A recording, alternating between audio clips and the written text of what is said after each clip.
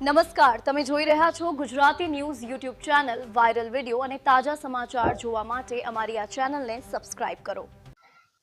Kunal Shah trustee છું Galaxy army international school. Sir, ઘટના સ્કૂલની પ્રિમાઇસીસની બહાર બની છે. જે બાળકને વાગ્યું છે એ સ્કૂલનો વિદ્યાર્થી હતો, 10મા ધોરણમાં ભણતો હતો, પણ એની સ્કૂલ ક્લોઝ થઈ ગઈ હતી અને એની એક્ઝામ, બોર્ડની એક્ઝામ ચાલી રહી છે અને એ છોકરાને સ્કૂલમાં એલાઉડ પણ નહોતું આવવાનું, છતાં પણ એ લોકોએ બહારની સાઈડથી સ્કૂલની બહાર આ ઘટનાક્રમ ઘટ્યો છે. હુમલો કરનારા વિદ્યાર્થીઓ કોણ હતા અને વિશે કોઈ જાણકારી આપી? સર, એના વિશે મને માહિતી નથી, પણ જેના પર હુમલો થયો છે એ સ્કૂલનો વિદ્યાર્થી હતો, 10મા ધોરણનો વિદ્યાર્થી હતો, શિવા કરીને છે.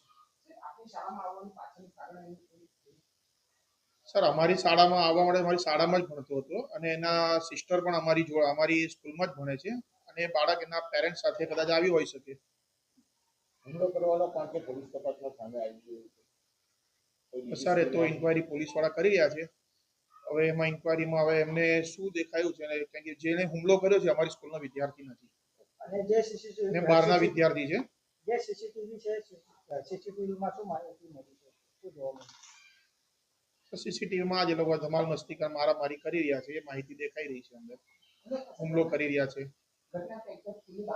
બાર પેટની બહાર બી નથી, સ્કૂલથી જરાક આગળ છે. જે એક વિદ્યાર્થી હતા, તમારા વિદ્યાર્થી, જે ગેટના અંદર આવ્યો હતો, ગેટની બહાર અંદર નથી આવ્યો સર. જેને હુમલો થયો છે એ બી ગેટની અંદર નતો, એ બહાર જ હતો. એને એવું નિવેદન લખાવ્યું છે કે નાસ્તી વખતે ખૂબ દમ બતાવ્યો હતો, હવે દમ બતાવો એમ કરીને સર, હવે નિવેદન તો હવે કઈ રીતે લખાવે છે આપણને બી આઈડિયા નથી.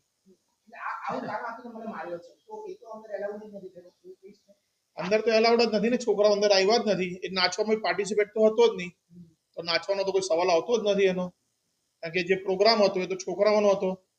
એન્યુઅલ ફંક્શન જે દરેક સ્કૂલમાં થતા હોય છે અને અમારી પ્રિમાઇસીસમાં અમે એન્યુઅલ ફંક્શન કરી રહ્યા હતા અને વિથ પેરેન્ટ્સ હતા, બધા બાળકો જ હતા અને જેમનો પ્રોગ્રામ પતતો હોય છે એમના બાળકો અને એમને પેરેન્ટ્સ સાથે બહાર જવાની અનુમતિ હોય છે અને એની અમારી સિક્યુરિટી પણ પૂરી હતી અમારી પાસે. 1 to 7 સર, નાના બાળકોનો જ હતો. આ પ્રકારની ઘટના આપણો વિદ્યાર્થી છે અને કેટલી ગંભીર ઘટના કહેવાય ને આવા રોકવી જોઈએ. સર, આ વસ્તુ તો થવી જ ના જોઈએ. સૌથી પહેલી વાત તો એ છે, આ વસ્તુ બહુ જ ખરાબ કહેવાય છે, સમાજ માટે પણ ને આપણા માટે પણ. આ ન્યૂઝના રિપોર્ટર છે Arvind Rathod. Gujarati news YouTube channel, Surat. ગુજરાતથી તમને મહત્વના સમાચાર મળતા રહેશે, માટે જોતા રહો ગુજરાતી ન્યૂઝ. ધન્યવાદ.